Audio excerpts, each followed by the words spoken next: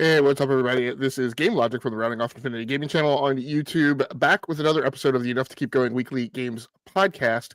This is episode number 366 on this Sunday, the 1st of December, 2024. Here with me, as always, I have my stalwart partner in crime, Mr. DBQ Hams. How you doing, DBQ? Oh, I am good. Glad to be back talking about some games. Plenty to talk about, and glad to be sitting down after a weekend of dealing with holiday, whether it's Thanksgiving transition here in the United States, or I'm looking around my podcasting area here, and it's filled with boxes of holiday decorations. So glad to just be sitting in one spot and talking about games with you, sir. So holiday decorations or Black Friday purchases? Holiday decorations. Very small amount of Black Friday purchases this year. So yeah, it was not quite the bonga, year of steals that it has been in the past. Yeah, when inflation goes down, but corporations insist on retaining the high prices that they achieved during inflation, because why would you lower prices back down? Yes, right, exactly. Doesn't really make out good for everyone. No, and I can still remember, the random glitches that would happen, right? When Best Buy would code things based on the number of dollars off versus the actual sale price. So things would be $10 versus $50. So if you were up right as the clock ticked over, so there were definitely, yes, it was a relatively tame time, although I did pass the torch after, in the 2000s of being out and about amongst the crowds. My college age son got up at 6 o'clock to go brave the crowds just for the experience of it. So makes me proud. And he came home with some video games and some sweaters. So, best of both worlds. Good. And there are still those occasional slip ups where, maybe it may not necessarily be prices, but where things occasionally leak because Amazon has posted something early, such as the Battle Mage cards, GPUs that were posted over the weekend, pretty much informing us theoretically that Intel's new GPUs are actually going to arrive in December prior to CES, maybe in an effort to scoop NVIDIA and AMD, who are touted to be debuting their cards. Although, once again, yet another Amazon leak pointed to maybe the fact that NVIDIA is going to announce its 5000 series GPUs at CES, but that doesn't necessarily mean that cards won't be available at retail, potentially, before the official announcement is made. So we'll see how it goes. But without much further ado, let's get to it. Let's starting off with segment 1, our main gamer experience stories for the week. Primarily the big games that have been occupying the core part of our time.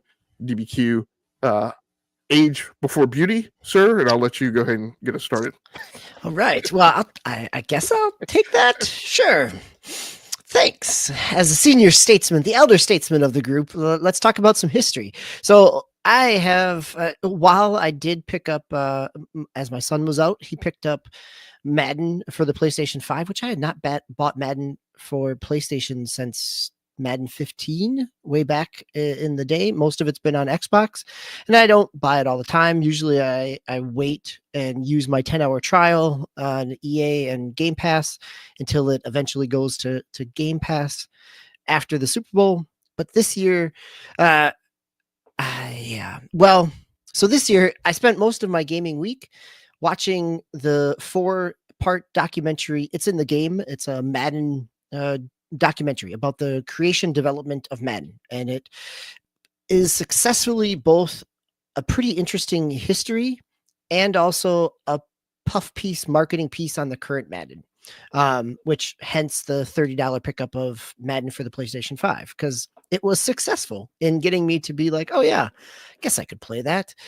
But it is 4-part documentary. It starts all the way back with the formation of EA with Trip Hawkins and the development of trying to produce a computer software and finding a niche within computer software. Trip Hawkins' love for sports games and trying to, who would they get in terms of a name, and some nice documentary footage of the pitch that they had to Madden. So you have Madden's kind of manager there in part. So you have a lot of different developers way back in the beginning of EA. You have Madden's agent who was there from the start. You've got Madden's son who talks about playing a development build of it and telling his dad it was kind of junk for the original PC. But it cuts back and forth between kind of the historic aspects and modern Madden. And so you get some of the discussions around, the motion capture and the physics systems and how they're working on blocking. And, so the modern stuff is interesting, but not nearly as interesting as the history of it. And it goes through kind of the creation of, and some of this is documented plenty of other places. It's just bundled nicely together on Amazon Prime and thrown out in front of anybody that's got a, Amazon Prime streaming and a Kindle Fire that's going to pop up on their screen. So it probably reaches a wider audience than some of the Madden kind of game documentaries that exist on YouTube. But you do get into the kind of the struggling and unsuccessful PC first launch of Madden, and the kind of backing away that EA didn't want to get involved with Nintendo or even Genesis at the time in terms of the licensing and the kind of profit sharing. And they talk through the reverse engineering that happened and the number of lawyers that were in the room throughout the entire process to be able to document it. They go through the fabled, the original Joe Montana football is really a down version, a skimmed out version of Madden for that year, that Sega couldn't produce it in time. And instead of taking EA to court, they pitched that EA would just replace Madden with Montana and ship the game as Joe Montana's football. And EA countered with that they could do a version for them as Joe Montana's and still release Madden. In part, they do spend a lot of time, and it's really interesting of how hands-on Madden was throughout the early years of the development of this game. And so, the turnaround of developing the original Joe Montana's football in 6 weeks, basically stripping out features from the Madden of that year and moving the playbook down to from 113 plays or 100 and some plays down to 13.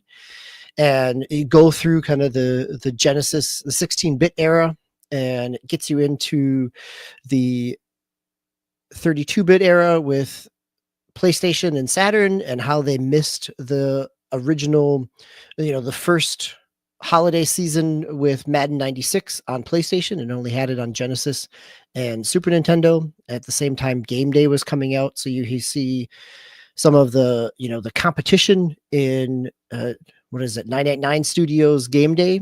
And I remember at the time being in college, and like that first Madden that came out for PlayStation was still sprite based, where Game Day was using polygons, and kind of the difference there. They talk about Trip Hawkins.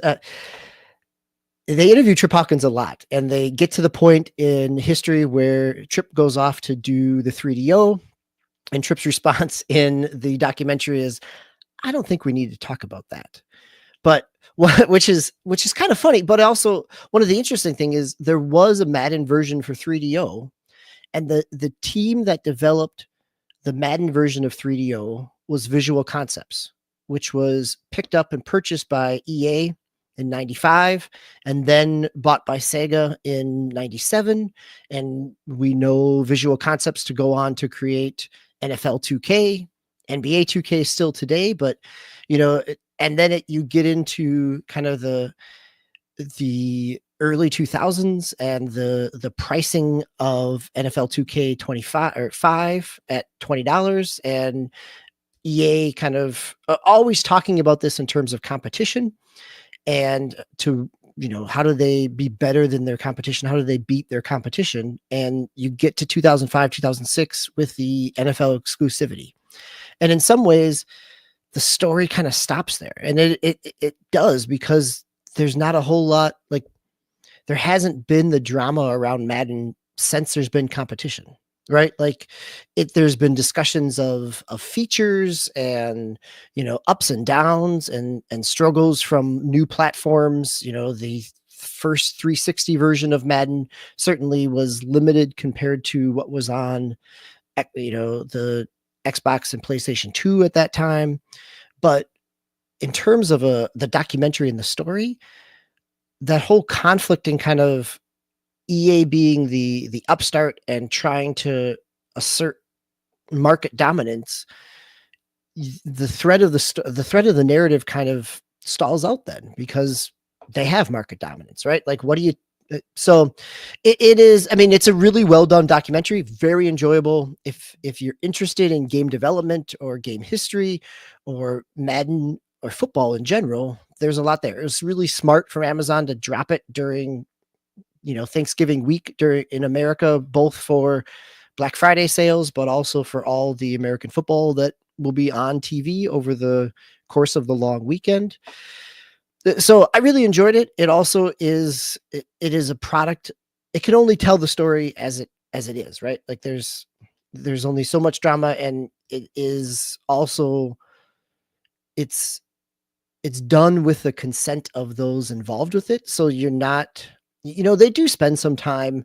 You get a number of journalists and YouTubers kind of, so they do acknowledge some of the struggles and pushbacks of it over the past 5 years, but it doesn't have the same kind of narrative hook from a storytelling spot as the first 20 years of Madden does. One of the things I want to ask is, you mentioned at one point that Madden, that you were surprised how hands-on and involved Madden was. Was there anything like in particular that you picked out, like just like one example of like a thing where he said, like, it's critical that you put this there, or like this, like you guys have got this wrong, like it needs to be like this? Sure. I think there's a couple that the documentary talks about. They, from the very beginning, from the initial conversation with Madden in terms of pitching the idea for his license, was they pitched a 7-on-7 game because of the limitations of the technology. And Madden said, it's not football if it's not 11-on-11. And how do you make it that? And then in the development of the first the original PC version and then the first kind of 16-bit version, his feedback on, why the fullback is lining up over the tackle, right? Like even just some of the ways the plays played out and the ways that players lined up, Madden was providing feedback on that early on. And it really wasn't until, and this is, they have video of this, which is really interesting to see, of Madden playing the first 16-bit Madden on Genesis against one of the developers, and, talking to the developer of, why you're calling this play. It's this type of down. You should be calling this play, and, and kind of talking through the play calling strategies and why things should work or why they don't. And which was, from a development standpoint, from a football standpoint, it was really interesting.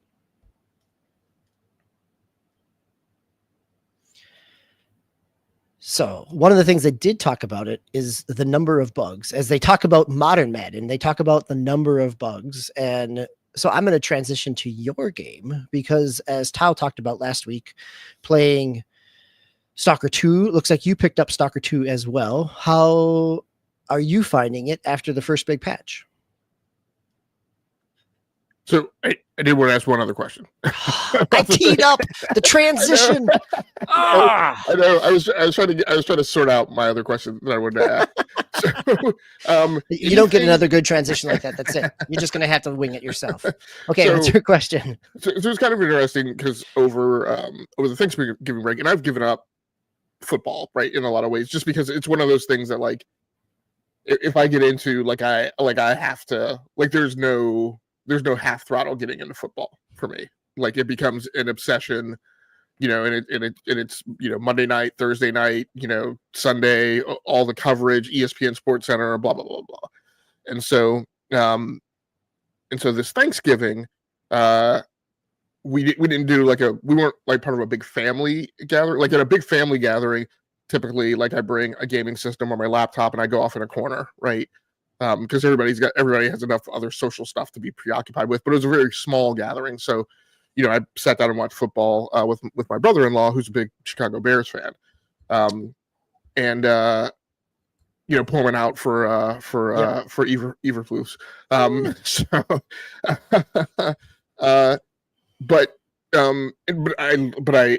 mean, other than my hate for the way I become obsessed with it and it impinges on my time, I love football, and obviously as a part of football, you kind of have to love John Madden. Anything from, as well as the piece that you said of his personal stamp on it. Anything you mentioned, some of the play calling things. Anything else from him as because he was a coach, but then he was also a commentator. And sometimes, maybe it's a blurry line, maybe sometimes between the two. But anything from his coaching experience, or even in the manner in which he interacted with the team, where you could see him interacting as a coach more so than as a technical expert.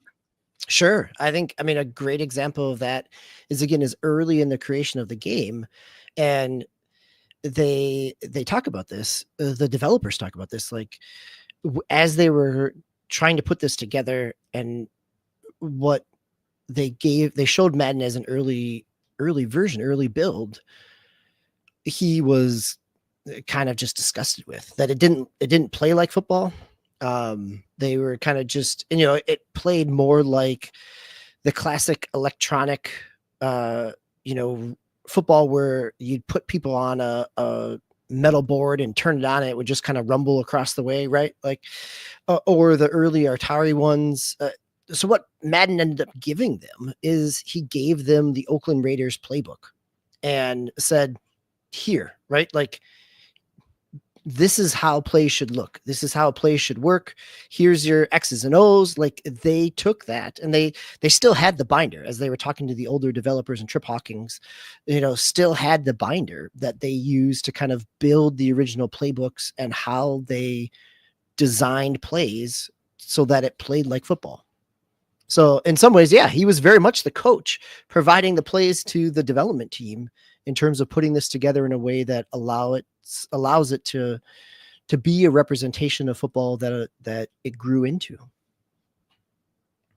Very cool, man. Very cool. So sorry, I screwed up your segue. No, that's okay. Thanks. I mean, it's a great question, and it was again, really enjoyed it. It was fun to kind of dive into that. It brought back a lot of Madden memories over the years, and also EA sports games, right? Like going back and looking at their development of, I played Jordan versus Bird, but it goes back to Magic versus Bird and Julius Irving. I mean, there's lots of different iterations in basketball, football, their work in baseball eventually as well. NHL hockey, all what EA Sports grew into. It was a fun kind of memory lane because it's tied in with, for me at least, a lot of different stages as I grew up playing video games. Very cool. Very cool. So over to Stalker. Kind of one of the, I will say, kind of one of the most heralded releases of this year, just in terms of like everything that's gone on before and everything that we know about this team and everything that they've gone through. There's some corporate stuff here too, in terms of like it's a Game Pass title. It's a timed exclusive, at least as far as we know, probably to Xbox. And some things like that. On that scale, I don't think this game is a system seller or a Game Pass fuel kind of thing. I'm going to talk about that a little bit tonight. It's never been that, and it's a little unfair for anybody who's foisted like that weight upon this game's shoulders. It is. Can I ask a clarification question? Yeah, absolutely. Right. Yep. This is a game. The development team is Ukrainian, correct? Correct. Right. Yeah. Yeah. So they have been. In fact, I'm not. I mean, there is a documentary out now. I haven't watched the documentary. I haven't sat down and watched the documentary like all the way through, mostly because I'm actually familiar with the team and its history, and I've been watching all this unfold. That being said, I'm not absolutely certain. I think that they are located in the Czech Republic now, is where the core team is. They still have members of their team who are in Ukraine, some of which are, doing active development, some of whom are actually active participants in the military. There has been loss of life on the team from their participation in the as combatants in the Russian war. So yes, yeah, but it is a team that originally started in Ukraine and then they had to pick up. They actually, there's a whole story of like their escape and exodus from Ukraine. So this game has never been one, like I said, that was going to move consoles or sell a bunch of Game Pass subscriptions. It is uber niche, and that's a compliment, right? It is just one of those games that has a very specific hook. It's kind of unfortunate a little bit that Tao is not here tonight because there's some specific commentary that I have about the game that may differ with his. But I'm going to go ahead and read just kind of. I think as I hit about hour number 4 in the game, I kind of hit like a big kind of epiphany of kind of my overall feeling. And this is a culmination of not just how I feel about this game, but as a commentary on how I feel about this game with, significant playtime in the preceding chapters, right, leading up to this. And so I'm just going to go ahead and read it from Blue Sky. So Stalker 2 Heart of Chernobyl is a game that absolutely sings when it is at its highest of highs, but it is dragged down by 3 main areas. At times, overly embracing the survival aspect, almost to the point of ignoring the aspect of fun. Some esoteric and Byzantine mechanics that are either not reliably consistent or where the in-game documentation leaves much to be desired. Technical jank where performance just drops off a cliff, including in important areas like when you need to trade. In many ways, the game just needs more time in the oven. I'll be holding on to it, playing an hour here and there, and keeping an eye on how things improve over patches. Those first 2 points are also about the individual gamer's uptake, but the third makes it harder for me to stick with the game for more than an hour at a time, and too hard for me to stick with it over other games that have a higher entertainment per minute efficiency. All of this being said, this is to take nothing away from that team. GSC Game World is the team who showed the most chutzpah in the face of adversity in 2024, and that cannot be taken away from them. but I did want to level set that with some of my first impressions of the game and commentary that I make. Like, so there's aspects of this game that I love, and it's very much cut in the same kind of cloth as the Metro series of games for people who have played those, and there's a reason for that because those teams share a bunch of common DNA.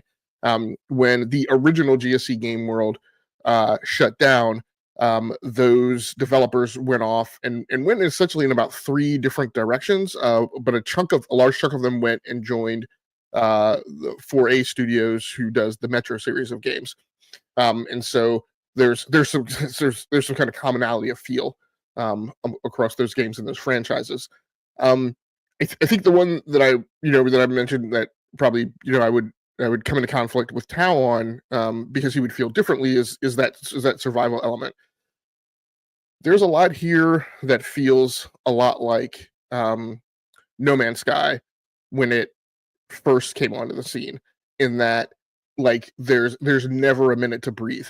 It's like there's kind of a Diablo 4 feel, like where you leave like the perimeter of a town, and like from that point on, like it's just constant. Like you hear a thing, you have to figure out where a thing is, and then there's a thing on top of you, right, trying to do something. Kind of where I started to kind of fail out of the loop, but in terms of hitting my point where I was like, okay, I'm gonna play this for about an hour at a time, and then I'm gonna put it away.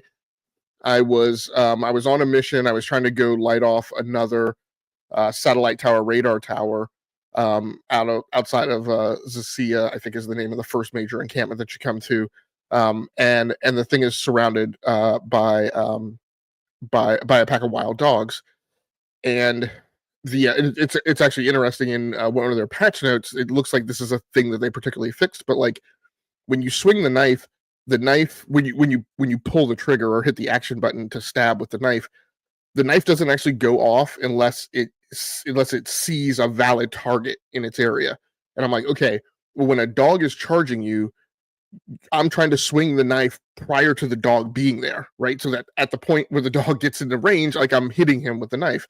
Well, because the knife doesn't go off until he's validly in range, the knife attack is always late. So the dog always gets in like 2 or 3 hits. There's another, then there's a whole topic of like how much damage the knife does. And I'm like, come on, like, I think if I stab a dog with a knife, probably the first time, that's probably a deterrent.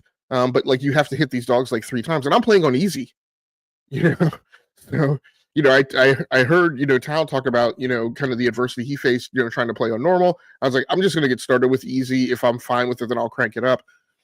So at any rate, I'm trying to light off this tower, and there's, somewhere in excess of like a half dozen dogs there. So I've got the knife ranging problem. I've got the knife damage problem. I try to chuck grenades, which is fairly ineffective because they run out of the zone of wherever I drop the grenade. Then you're constantly finding anomalies, right? And this is where I say like the exact mechanics of how exactly like an anomaly works, and you find an artifact is like super weird to me. It's like the detector goes off, and I'm constantly hearing things, but then it's like very inconsistent when an artifact spawns out of an anomaly, and I'm like, okay, but if an artifact wasn't there, then the detector shouldn't be going off. Like, so, it's do you think that's still something that's a build and a bug aspect in terms of, or is that just design? I mean, is that something they patch out and fix, or is it just part of the world? I feel like in the original S.T.A.L.K.E.R, and I could be wrong, this could be revisionist history, I feel like it was just a little more consistent about, when you find things. So, but and then like I said, the third thing is there's just, and it's unfortunate, right? It's again, it's to say nothing about game development is hard. It's got to be incredibly adverse when you're in a situation, a scenario like they are, where it's not consistent, right? For you to do hardware optimization, for you to sit like for weeks at a time and do hardware optimization to get this thing right on certain platforms. But the technical bog down is, like I said, lots of times the game, I started off playing on a AMD Ryzen 9 5950X with 32 gigabytes of RAM and an RTX 4070 Super. And in general, I typically get anywhere from 60 to about 105 frames per second with everything cranked up at 1440p. it was a 105 FOV. Reflex on, DLAA enabled.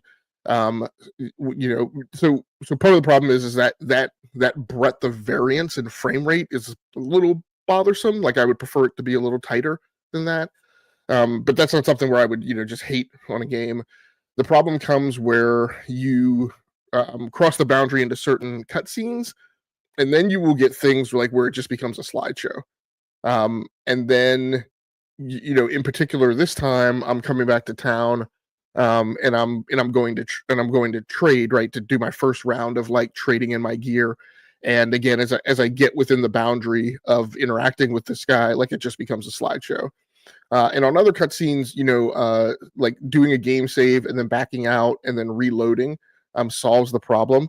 But in this case, with the trader, it doesn't. Then you start getting into a little bit of the stuff where, like, yeah, by the way, nobody told you that there was a trader in town, right? So I'm coming back to so I have gear. I have, oh, by the way, when I ran into this pack of wild dogs, I had virtually no ammo. None of my automatic weapons had ammo. I only had ammo with like my pistol and some double-aught shotguns, which obviously those are two weapons that are not really good for trying to ping fast-moving targets. Oh, by the way, when I left these dogs, there's very much this constantly branching mission structure where you like do a thing and it says, okay, now that you've done a thing, go on and do this thing, right? So it's very much kind of got that Destiny 2, like, hey, I sit down to play for 15 minutes, but this mission keeps popping and adding stuff onto it, so it becomes like a 45-minute thing. But like when I finally got past that pack of wild dogs, like I kept, I got extenuating parts of the mission and I ran into other stuff. And so as I'm coming back to town, I'm like, clearly there's got to be some place that I could trade ammo. Like in S.T.A.L.K.E.R, there was very clearly a guy that you could go down and visit to do all your weapon trades and swaps and stuff. I'm like, they've got to have that thing there. Yeah, there's like 3 traders in town. At no point did the game ever give me a tutorial or tell me anything about, oh, hey, you can go, you picked up a bunch of extra gear. It also hadn't taught you or told you, as you collected gear, because you were searching bodies, and I would just hit, take all, because even while you're searching bodies, there's still constantly stuff coming for you, right? And there's like 3 traders in town or trading posts where you can go trade stuff. The game had never taught that to you. So it's almost like, it is almost very much like if it hadn't been for the fact that I had played other Stalker games before, I don't really know where the handholds are there for new players coming to the game. So that being said, I the niche type of gamer that I am, and the things that I wind up loving about games that are like that are parts of the meta, right? That aren't even really parts of a game. Like those things are there, and I enjoy them.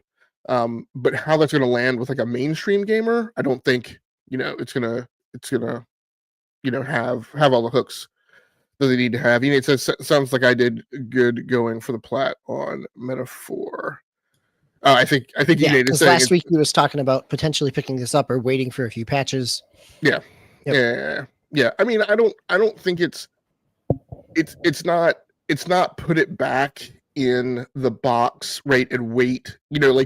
Like with Jedi Survivor and with Starfield too. Like I put a chunk of time into Starfield, but with both of those games, I just hit points. I was like, okay, like I'm gonna wait on this, and that's because in a lot of cases, sometimes there weren't the things that I do find that I enjoy, like about Stalker. But again, that's like a matter of personal taste. But yeah, I mean, this is a thing where I'll just nibble at. Some of the some of the plot stitching together is a little, like it's a lots of times I'm just pushing the I believe button. I'm like, I hear the narration, I'm like, okay, I'm just going to choose not to ask any questions about that. I feel like it's a little more, and again, this may be revisionist history, I feel like there's a little more this time. Last go around in Stalker, I feel like it was all about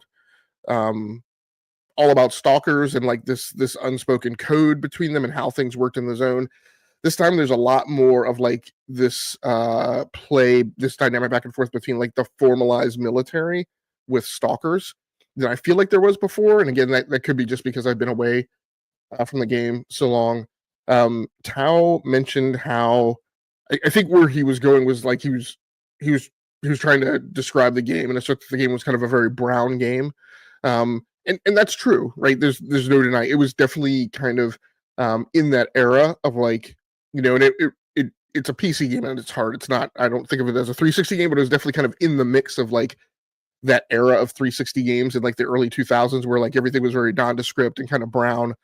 Um, to me, it's still very gorgeous in its detail, and how it models the zone, right? And that's just kind of always been like again, coming from the Metro games, right? That's just kind of a particular artistic take on that landscape and that background that I think this game still does a really good job with. Audio is really good, although I will say its specific limitation of the way it kind of manifests itself is very nerve wracking because, like I said, there's constantly like audio cues going off, and I'm like, well, what is that? Like, I haven't heard that before, and in trying to figure it out, there's a mutual of mine on Blue Sky who has written like ad nauseum about Stalker, um, and he speaks about it at length, but like I find like I'm not sure where the lore is. Like he talks about like the different creatures and things that you run up on, and maybe in some cases there's some loose descriptions about those, but I kind of feel like there's a lot that's in the game that like you're not finding in the game. Like you got to go off and like pull the thread on it, on Reddit and Google, and Google for it, and it's just not because you run up on these creatures, they're completely nondescript. There's nobody like there's no guide like carrying you through the game. Like maybe you get a pop-up tutorial sometimes about like a creature, but like you don't know what it is. You just recognize it physically. So, but overall, I mean, it's a world. I mean, we've talked pretty very much this year about how some games have not done a great job with kind of world building. This game does. I mean, there's a framework and a structure there. There are, I guess I would kind of refer to them as plot holes. There are plot holes in terms of kind of like who's who in the zoo and why is who doing what, and does that make any kind of sense? And the first people that I've run into, I've run into a group of guys who have done well by me, and have given me some missions, and I've gone off, and those missions have been lucrative, and then they sent me to rescue a friend of theirs. I'm doing a lot of the same thing that I did with Baldur's Gate 3. I'm very I'm not necessarily making choices that I feel like I have to benefit the narrative. So one of the people that I went to rescue, I was just like, nah, I'd just rather kill you instead. So I took that guy down and took his stuff. So, but yeah, like I said, some of the things, not the choices that I made, but some of the things in terms of like how this whole like wonky thing is being stitched together, like I said, doesn't necessarily make sense. And I just push the I believe button and move on. But obtaining gear and I haven't really gotten into improving gear just yet, but I can see those hooks there. When you do obtain an artifact, equipping an artifact, has some interesting parts of gameplay. How you go about, you do have some tactical choices and how when you encounter. I feel like there's a lot more of encountering humans in the field than I feel like you did before, just at random, like in the wilderness. And I feel like the first Stalker, encountering humans in transit wasn't as frequent a thing. It was much more, you typically going across the landscape, you would run into creatures, and then you would get to like encampment takedowns, and like that's where you would encounter a lot of humans. But like I said, I could be wrong. But yeah, there's lots of elements in here that I like. There's just there's just the scaffolding is there. It's just not all entirely kind of woven really together super well and with a high degree of fidelity that really causes it to stick the landing. Yeah, I'd be interested to hear if you chip away at it a little bit more next week, and with Tao back, kind of the comparisons of both your experiences and what you're looking for in the game, and how that kind of plays out. So interesting, definitely, in terms of what it's building, but also an acknowledgement of some of the shortcomings and struggles in its game design.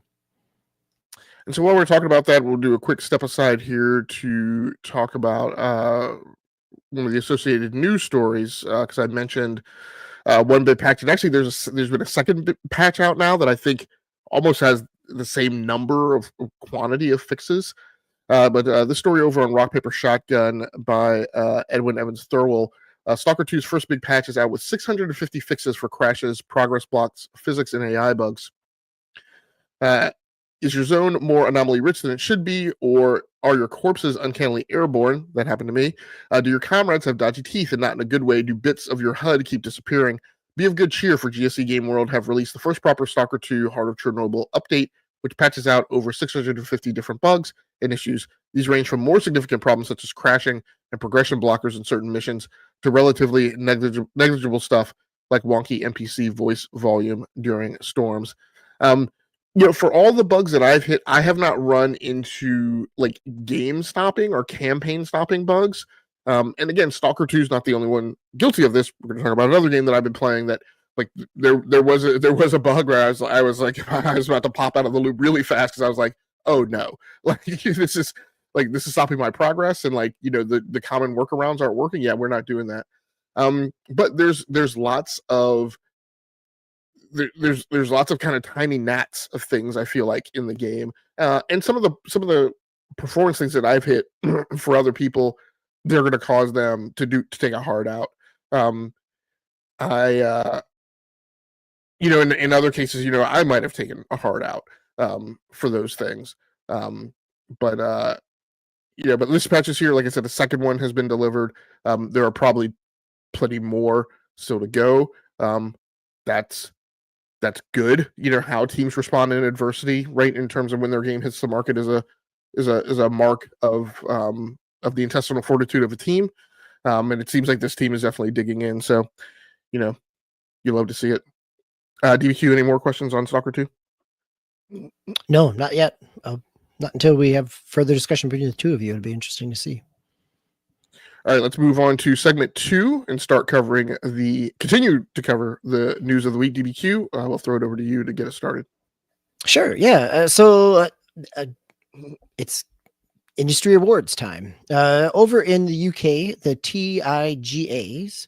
TIGA is an industry organization that it represents developers, publishers, the trade association. So it's not quite the equivalent of like the ESA, but it is kind of within there of. It is focused on UK development and publishers, and so they had their award show and on over the weekend. I think the 28th of November. Some of the big pieces here. One of the things I find really interesting, before even talking about who won, was the way that they list their nominees. Is that they have a wide range of categories, right? Casual game, social game, education, puzzle, strategy, arcade, creativity. But they also, within there, they say what the judges will be looking for, right? Like for all the conversation that's been happening online around the game awards and the nominees and how the voting happens and what people consider to be award winners. Here, it actually tells you what the judges are going to be looking for audio design or for visual design. So I think that in and of itself is interesting in terms of framing the context of what these awards try to address. The big winner of the night, the game award, the game of the year goes to at the TIGAs, is Helldivers. Is Arrowhead Studio Helldivers wins for Game of the Year, also for Best Technical Innovation. Ninja Theory gets two awards for excuse me, Hellblade 2, action adventure and diversity in games. A couple of the others that I thought were pretty interesting. that you've got games like heritage in games, creativity and innovation, a game that reflects British or subject matter or heritage. And this is Still Wakes the Deep. This is the Scottish game about an oil rig where they drill down into the ocean. It's a narrative game, narrative horror, and they release some, otherworldly creatures by drilling down into the ocean. But a lot of the things when it came out, I remember hearing best way to play the game was to play it with the Scottish voices and the subtitles on because of the way and matches up with the developer. Playtonic Games wins for best arcade game. So Playtonic is the publishing arm of Ukulele and the studios that are around there for Elise. This is a kind of an action 2D roguelike that was on my wish list. I kept an eye on games that I'd never heard of in terms of casual game or creativity in game. Paper Trail, which is a puzzle game where you're kind of folding the screen to solve some puzzles to similar to what Viewfinder did, where you're capturing different images and juxtapositioning them in order to solve a puzzle and progress through the world. Paper Trail, you are kind of folding your screen in different ways, almost like the back of a Mad magazine where you'd fold it in together to make a different image, right?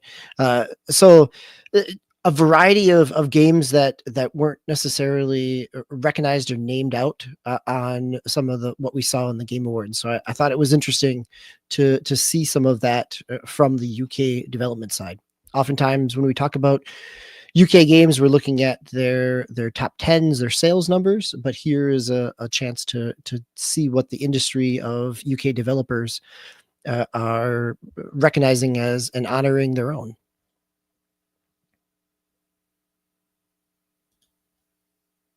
Yeah, I find it interesting that there's a lot of categories in here that are not like the norm. First of all, there's the whole thing of where they kind of bifurcate the buckets of awards between like the creative side versus the business side, which I think like I don't think that's absolutely necessary to do, and people shouldn't have to do it. But for the U.S. dialogue, where there tends to be so much toxicity, based on the business side and people declaring favorites, and how that bleeds into a lot of the disingenuity around like the takes on the creative side, that would definitely benefit like the Western dialogue around Game Awards. But but it's interesting that they have a number of categories that are kind of socially progressive, in terms of looking specifically at things around accessibility, a diversity award. Commitment to workplace well-being, an education ESG initiative, award. yep, talent development. I thought it was really interesting that talent development went to Rocksteady Studios for all the kind of press that has been around Rocksteady in the general games media of the challenges with Suicide Squad and WB, some of the potential layoffs that happened there, but to be called out for their talent development is interesting as well. Yeah, so in that ESG award, one of the bullets is enhancing accessibility for players, working with education providers, reducing carbon footprint, things like that. And and notable teams that are in here are Ninja Theory, Playground Games, Rocksteady, as you mentioned. So just interesting. That in some cases, they are, there are the general, things that we normally take into stock for games, but then there are also these additional goalposts of kind of trying to move the conversation and the art form forward.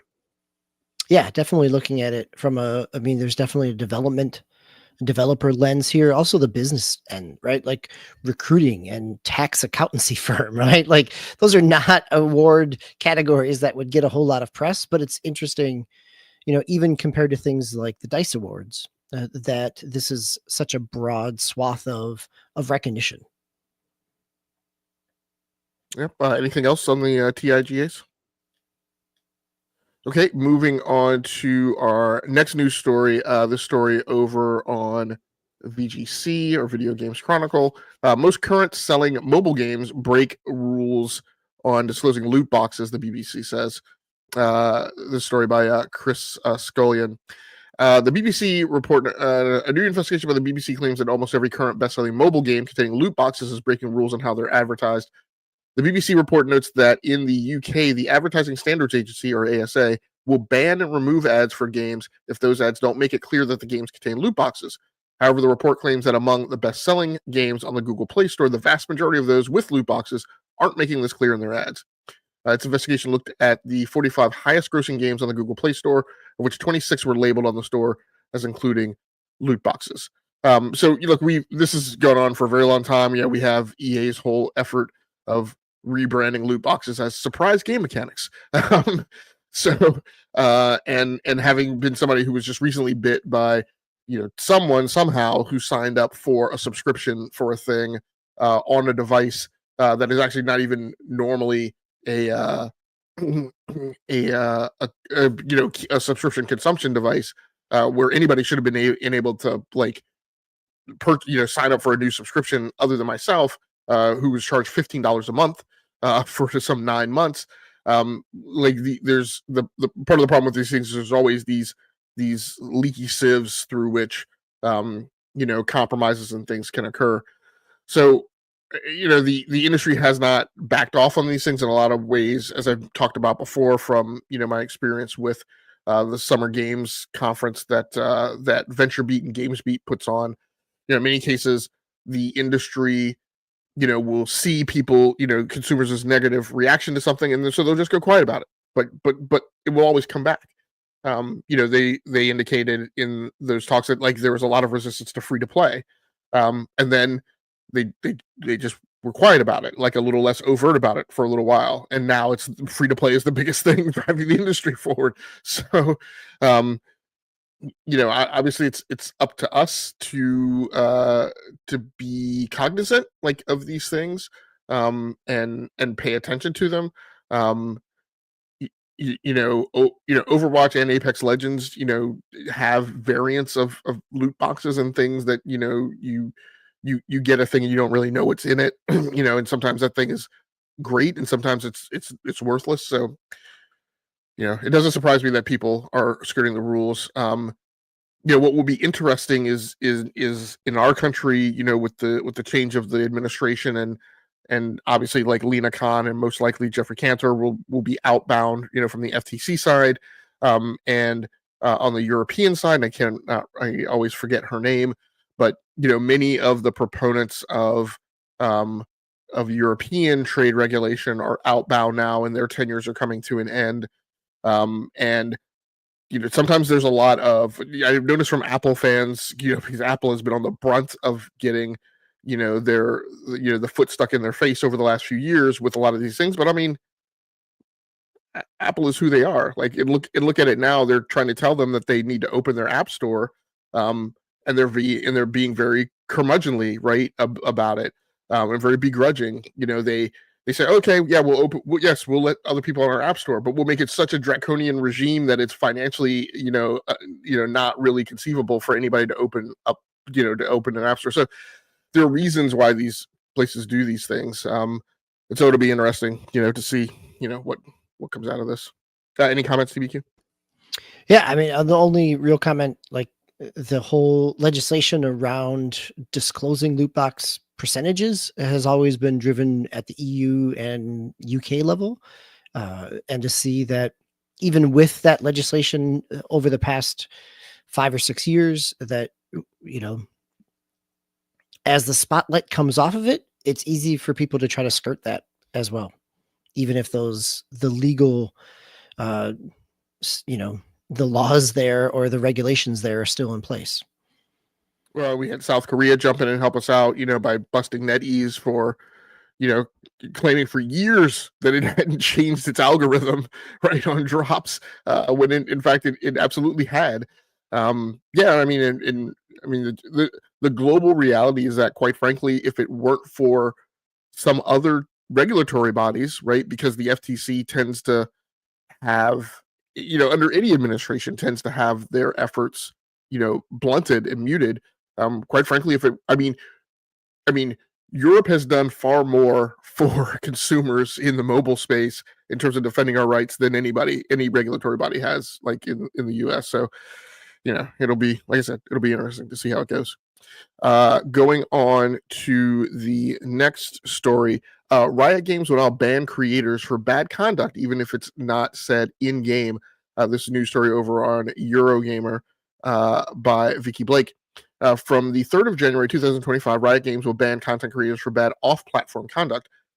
In a message posted to Valorant social media channels, the developer said that if a creator uses hateful slurs about an opposing player or teammate on their stream, even if it's not via its in-game comms, it will still issue a penalty as if that behavior occurred in-game. Our intention with this update is to help protect players from harmful behaviors they can experience across the various places that touch their gaming experience, Riot explained. So, look, it's not any secret that like Valorant, from day one has gotten this reputation for being one of the most toxic games on the planet. And you have many women who have come out and said like they don't want to they don't want to play the game. You have huge streamers, Pokimane and others who have called out the stuff that goes on. And again, my frustration with this is technology. The industry runs around waving the big flag about AI and how that's going to sell laptops and sell smartphones, and I'm like, guys, turn AI on the gaming toxicity problem. Like, there's no reason why you can't. We hear finally that Call of Duty is doing something about that now, and actually, people are seeing tangible results of that. And I'm like, that's great. The technology has been around to do that for years. Like, why are we talking about, why are we talking about AI, pushing us things that are invasive and non-useful and don't add any value, when here is this unsolved problem where it can clearly be a benefit. So Riot Games not relying on AI to do this, but relying on I guess word of mouth or them personally observing this behavior. We had kind of quite honestly a similar vector of this a few years ago. We talked about it on this show about I can't remember what game it was, but it was an Asian player who brought up something like on a stream or at an esports event here in Blizzard. Was it Blizzard who? This is back in 2019, but that was about I think that was around China as well, right? Like in Hong Kong. Yeah. Yep. But the point was somebody saying something that wasn't necessarily in game, right? But taking action outside a game, but then still being held accountable, right, for the things that they had said. In that case, I think it was Blizzard just saying, look, we don't want any of our IP associated and any of our venues really being associated with pushing any political agenda, whether it be positive or negative. So again, we will see if this is actually a deterrent to how people act. It's interesting that they're highlighting the hyper specificity of hateful slurs, which means they're obviously keying on something that has actually happened, and choosing that one thing to decide that they can police. So we'll see how it goes. I don't know. Any comments, DBQ? No, I think that's always been a challenge in a variety of games, but Riot, interesting. Riot itself as a company has had plenty of sexual harassment and other issues within their staff over the past few years as well. Very true. They actually had to. I think they either settled or were actually found guilty of a large class action. Yeah, lawsuit, had to pay millions of dollars to former employees. So, okay, going on to the next news story is one for you, DBQ. All right, so the next news story is just a quick hit. As we were finishing our show last week, the report dropped that Sony is developing a dedicated handheld. So just the other week, we had an update for the PlayStation Portal that allowed it to stream PlayStation 3 games and other games from Sony's streaming service, which it wasn't previously doing if you are, if you subscribe to that tier of PlayStation Plus. And now we have the report coming from a variety of sources in terms of Sony working on a dedicated PlayStation handheld. So it's not really a surprise, but I wanted to call it out because as somebody who enjoys handheld gaming, who has always been tempted by the Portal, but not has shied away from it because of its limitations to simply be a streaming piece, that having something that is a dedicated Sony platform could be really interesting as we head into kind of the next wave of consoles. And also just, we had a couple weeks ago that Phil Spencer saying that Xbox is still, Microsoft, very interested in an Xbox handheld, even if it is years off. That as we continue to see and have stories around numerous different handheld PC units outside of the Steam Deck, whether it's Asus, Lenovo, a variety of others that we've talked about here, to see Sony looking more seriously at this again. I still, every once in a while, I still fire up my Vita and enjoy the resolution and the compactness of it compared to my big wide Steam Deck. So even the Switch, like the form factor of that. So I'll be really interested to this is probably years off at this point, but it'll be interesting to see what that technology looks like and what the market looks like by the time that something like this comes into fruition. Yeah, my couple of notes that I have about it is, I think last year, we got word that it it had been corroborated that, that Sony/PlayStation had paid AMD a certain amount of R&D dollars to go off and kind of do some R&D on, could they come up with an APU package that would be suitable for use in a PlayStation handheld. That rabbit hole has tons of technical deep dives on it that I'm not going to go down now. But we kind of knew that this was being fomented out there. What we didn't know was that, would anything ever come of it? Just because somebody, makes a deal to invest in some R&D dollars on a particular path doesn't necessarily mean that they're going to come up with that they're going to find out a solution that is going to meet with the buyer's needs, and that they're going to go on to productize that. But it sounds like it's heading more so in that direction. Like you said, I think the big question is, what does the market look like years from now? These handhelds are the Steam Deck has sold probably in excess of 3 million units. I haven't looked at it in a while, but even it is not selling to a significant market subsector. And then all of the Windows handhelds that have come out have sold in the order of magnitude of tens of thousands of units, maybe hundreds of thousands of units. So it's still highly questionable that this is the really big, viable, booming sub segment that people claim it is. And in a lot of cases, I say that this is has the sound and the ilk of 3D TVs and VR. These things that are kind of overblown by the media as things that are going to take off. So it'll be interesting to see what I personally am monitoring that is of big interest to me is is Intel going to drop Lunar Lake into this pool? Does that then get Qualcomm to start participating with its Snapdragon X line of processors that they're using to host Windows on ARM? And does that also draw NVIDIA in, because NVIDIA wants to now compete for ARM for Windows market share? And so those three things happening, in domino falling fashion is a thing that could heat this market up, make it super competitive, and make it super interesting, even if it doesn't necessarily take off.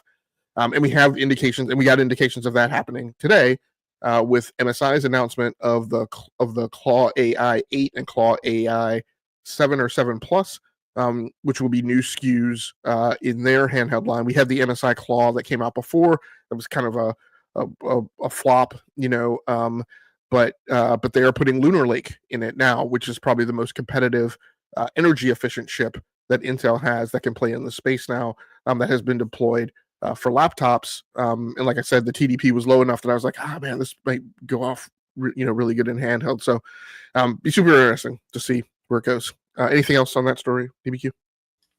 No, I think the price point will really be, I think there is the potential for viability. I think the challenge has always been the price point has been significant.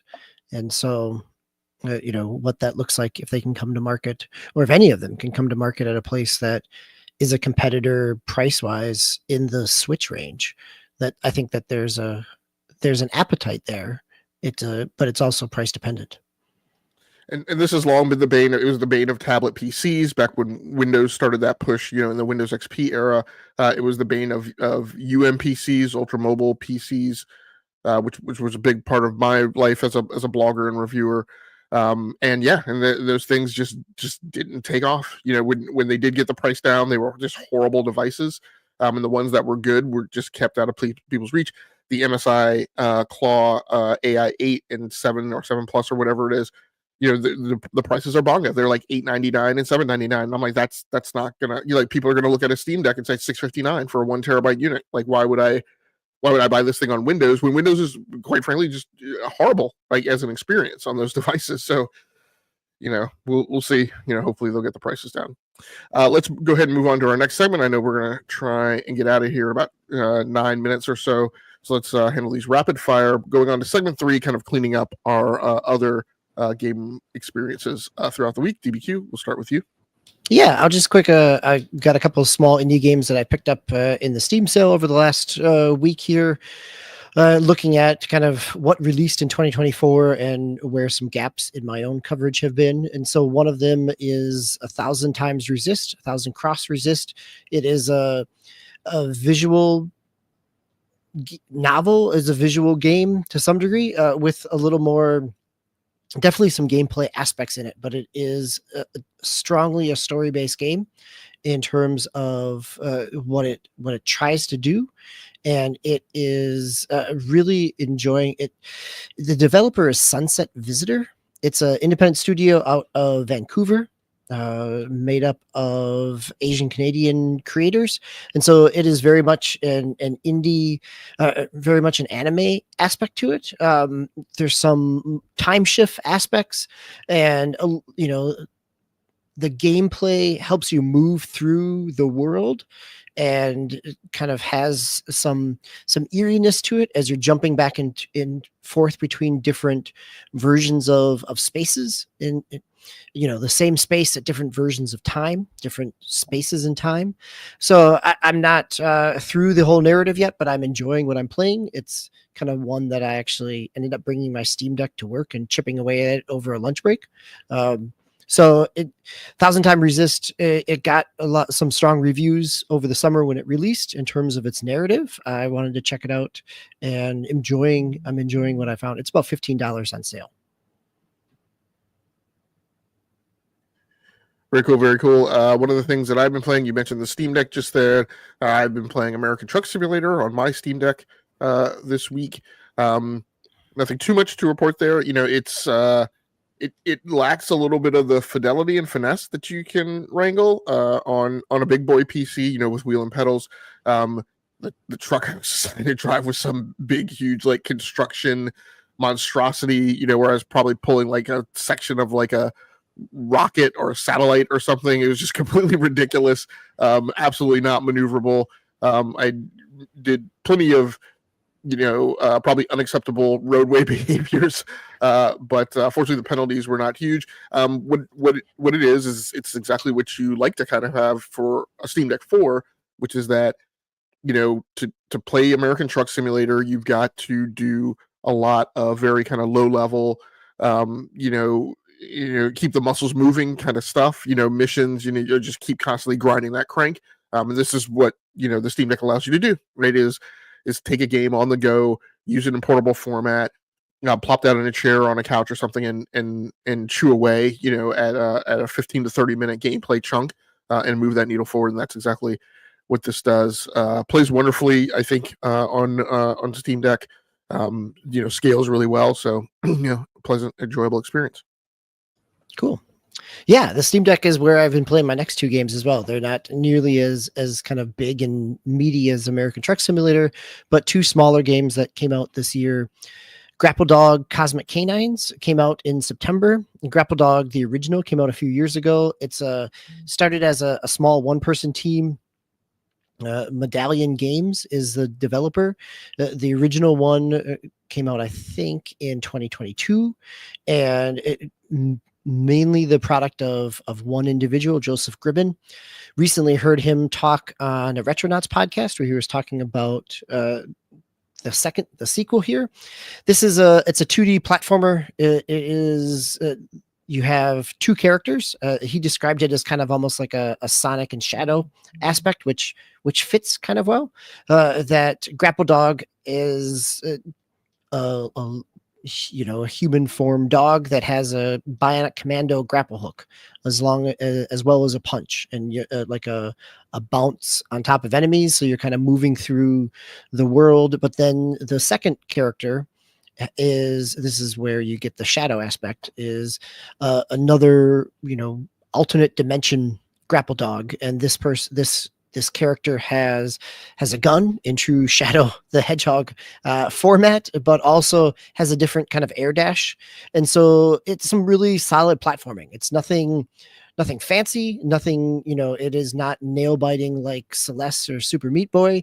There are some good challenges. There are, within each world, there's some hidden gems and treasure chests to find. So a little bit of exploration, a little bit of combat, but it so flows really nicely on the Steam Deck, works really well. It's also out on Switch as well.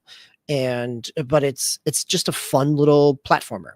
So that's Grapple Dog Cosmic Canines. The other one that I've been playing came out back in the spring, and it is MiniShoot Adventures. And MiniShoot Adventures is, I remember hearing about it on podcasts when it released. It was basically kind of described as a twin stick shooter merged with the original Legend of Zelda. That it is a twin stick shooter, but you are going from you are in an overworld, and almost like a screen by screen type of overworld, like the original Legend of Zelda on NES. But you are, there's a series of upgrades. You're collecting currency to upgrade your ship to be able to open up other areas. You are trying to rescue other ships. Your ships are sentient to some degree as you're going through this world, but it works really nicely as a nice little twist on a twin stick shooter, right? In the kind of bullet hell based twin stick shooters, where you are constantly moving and dodging in usually in like a space setting, that now to put it in a land-based adventure game type of setting, you are not only kind of bullet hell moving your way through and trying to defeat enemies, but you're also navigating and exploring the world. So it gives you it gives me a nice little hook to it. I'm enjoying it. It's pretty straightforward. I think it on the Steam sale right now, it was $11, but it plays really well, flows really nicely. It's perfect on the deck, right? Just like you were saying about being able to sit down and play for 15, 30 minutes at a time. Like, this is a nice bite size, high intensity, but also the exploration of it kind of gives you a chance to breathe in between battles, where in a traditional kind of bullet hell shooter, you're just constantly ramped up on the adrenaline because you're in one steady stream of battles. And here you're coming from kind of zone to zone board, screen to screen with different battles and a little bit of navigation in there as well. Very cool. I want to hear about this next game, because this next game is it's been on my wish list, and it was one of those kind of highly rated small indie games from this year. Yeah, I will. I'll try and efficiently check up the time, because I do want to talk about some of the new releases coming out this year before we get out. Ultros is a game that I had actually picked up on the PlayStation 5 earlier in the year, but now, since divesting myself of consoles, I am on the lookout for the handful, some of the ones that I had on console that now I didn't have access to on PC. That's where this came from. It's a Metroidvania. It a little bit kind of in the vein of some of the problems that I have with Stalker 2. It hits some of the points of platformers, Metroidvanias that are the kind of bog downs and turnoffs, right? It's the how the heck do I get out of this room kind of effect, which I think gladly doesn't happen that frequently. It does happen, but not super frequently. It does some kind of wackadoodle things where it will make you feel like you're replaying a section. And I won't get too much into that because that gets kind of a little spoilery. So you kind of have to wrap your mind around that a little bit, exactly what it's doing, and determine how you feel about that. To decide if it's crossing any lines with you. I will say that it made it seem that way, but I eventually resolved that it wasn't quite doing that, so I didn't bounce off of it like I normally would another thing. But in general, in part, yeah, can I ask a question about that? Like yeah, visually, it's very kind of LSD, kind of trippy, very stylized. I mean, it's beautiful graphics, but very stylized in that space. Does some of that then play into the "have I been here before" aspect that you're talking about? that's a great way to describe it. It is a very like psychedelic, wackadoodle, you know, I'm not sure if effete is the right word, but like it's just it's spiritual. It speaks to that. It's a lot of other plane type of stuff. A lot of mysticism, and things like that. So you just have to kind of be like, again, a lot of it is stuff that doesn't necessarily make is a little nonsensical. It definitely skews in the direction of Ali Ali World, just in terms of kind of like the way they talk about things that clearly map only to that reality. So you just have to kind of get over that. It has some neat gameplay mechanics, just in terms of you finding hubs, and then that's where you like sleep, and then like when you're sleeping, that's where you level up and skill. It gets super interesting as you go on, and you gain like more skills and double jumps, and and ground strikes and things like that. So it's pretty neat. It's pretty awesome. Very very stylistic graphically. As you were mentioning, and it's something that I would definitely encourage people who are into indies and into Metroidvanias and platformers to give it a go. Can I ask one more question on yeah, that? absolutely. Like, Yeah. is it fast and fluid, or is it more methodical in terms of its gameplay? Like the visually, it is incredibly striking and engaging. My question is kind of how does it feel in terms of flow? It goes back and forth, and maybe a certain amount of that is kind of up to the player and how you branch. Like you do, like I went down a branch where I have the ability to like sneak up behind enemies, and so when I'm doing that, it is a little more, I crouch and I kind of sneak up on them, so it gets a little more kind of in that plotting kind of space. But then some other places are just like you're just moving and stringing together moves very quickly, kind of in a mirror's edge kind of fashion, flow to flow to flow to flow. Um, so yeah, it varies, I'd say. The other thing I've been playing is Warhammer 40,000 Space Marine 2. I won't go into that in heavy detail, but I'll just say, I mean, what I can definitely say is, because I gave this some thought tonight, between Warhammer and Stalker 2, Warhammer is the more fun game. I don't necessarily know that Warhammer is the more deeply mechanical game, but again, a lot of what comes down to games is, I keep saying, gamers don't play frames per second, right? They don't play resolutions, right? We have all these specs and these things that make us feel high and good about a game and a game experience. But at the end of the day, what gamers play is they play what's fun, and it's a matter of how much fun per minute do they get out of a game. And that's going to differ from gamer to gamer, but on that simple, like, super stripped down metric, Warhammer 40,000, which has its problems, is a game that just elicits more fun per minute out of it than Stalker does. It has its problems. I ran into a almost what I felt like was a game save bug, and I was man, it had me on the edge of going scorched earth, but fortunately reloading the level worked for me, which, as I was reading and googling other people who had hit problems and that like did not work for everyone else. So fortunately, I moved past it. Again, as I mentioned, I think a week or two ago, visually gorgeous game, just probably one of the best looking games, right? All year. So yeah, having a good time with it.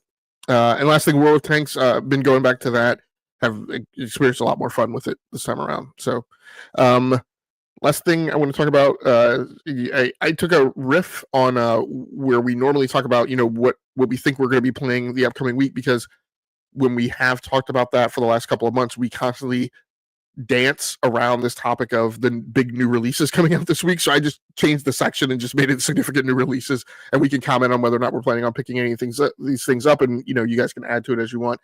Out this week, Delta Force on December 4th. So former Novalogic big brand game.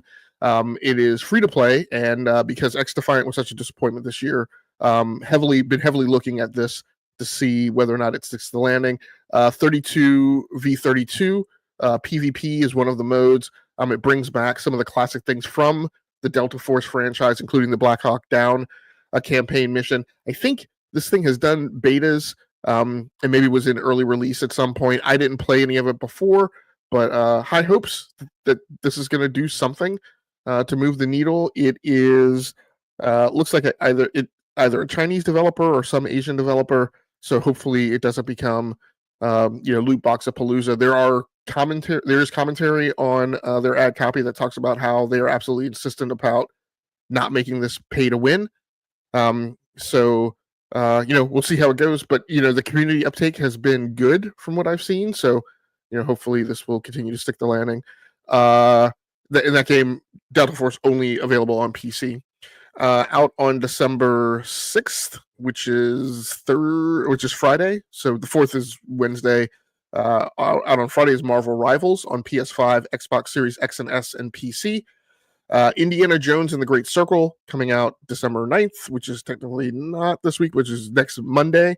I guess I didn't pay attention to the week. That game will be out on Xbox Series X and S and PC. And Legacy of Kain Soul Reaver 1 and 2 Remastered also out next week on PS5. Not next week, but the week after on PS5, PS4, Xbox Series X and S, Xbox One, Nintendo Switch, and PC on December 10th. That would be the Tuesday. And then, of course, that rolls us right into the Game Awards on Thursday night, and our own Gaming Superlative Awards, which will be that following Sunday and Monday, I think is when we've scheduled it. So, DBQ, any of those titles, the last vestiges of the 2024 gaming year, any of those titles look to be anything that you're picking up? I played Rivals in one of the open betas over the summer. Really enjoyed it, but again, given that it's a PvP only type of game, like I will play it for the first day or two and until I get trounced enough that it is hard to keep up and stay with it, but it was enjoyable with what I played. Be interesting to see how this rolls out in terms of its player base. I think we'll see a lot of news stories about concurrence on Steam and things like that. Indiana Jones, I'm very interested in. Whether or not I get to it in time before with all the other things going on, I've already toyed around with, does Indiana Jones become my game that I will play in 2025 for our superlative shows, or is it something else, right? And it seems like maybe a cop-out to do it that way because it came out so late, but it's definitely one that I'm glad I have Game Pass to be able to I'm realistically not going to get to it until the holiday season type of thing. How about yourself? Definitely eyeballing Delta Force. Not with these new with live service games, it's always a question like, do you jump in early and become one of the first people? I tend to feel like I hold back a little bit and want to see that it's going to gather some heat before I wind up potentially wasting my time on it. But I am super interested, back from being a person who played the older games, and like I said, looking for something competitive to come into this space to gain some traction. Not interested in Marvel Rivals at all. Indiana Jones and the Great Circle, if I hear good things, it's a good chance that I'll pick that one up. I know I have a lot of mutuals, Ramon Terrell, I know is interested in Legacy of Kain. I think he's already pre-purchased because that's one of his favorite franchises. And so and for people who don't know, Ramon, viewer and participant on Damage Per Second podcast, based on Radio Arcade podcast, mutual of mine, has been on shows like Stargate SG-1, an episode of Arrow, and other things, and is a published author of sci-fi fantasy. So, but one of his favorite franchises is Legacy of Kain. And so I think I think he's been huge up on this game since it been announced and since it was announced and all the leaks and stuff surrounding it. And I think he has pre-purchased it, so that'll do him in good stead throughout the holidays. Not one that I have a ton of past experience with, but Delta Force and Indiana Jones definitely kind of squarely in the meatball as far as target space for me. For everyone who's been around in the live chat, we appreciate you coming through. So Innate, And Compost Smurf, sorry we didn't have a chance to get to a lot of comments tonight. We're unfortunately pushed because I was pretty late coming off the Thanksgiving weekend. But hopefully we'll get a chance to read out some of your guys' comments in future episodes. But we appreciate you coming through. For anybody who happens to stop through and watch the archive version of this live episode on the E2KG Network podcasting channel on YouTube, we appreciate you as well. Please feel free to like the video and subscribe to the channel so you can just receive a notification whenever we post new content. We will be back next week for a regular episode, and then I think we go into gaming superlatives, and that should probably be our last episode of the year. So we'll probably be on a 2 or 3 week hiatus until the start of the new year. Although we may stick in a random episode in between there over the holiday break, just depending on what everybody's schedules are. So just keep an eye out on my account on Blue Sky. Or just on the front page here where we will post new episodes, but pretty much orient around one more regular episode and then the gaming superlatives.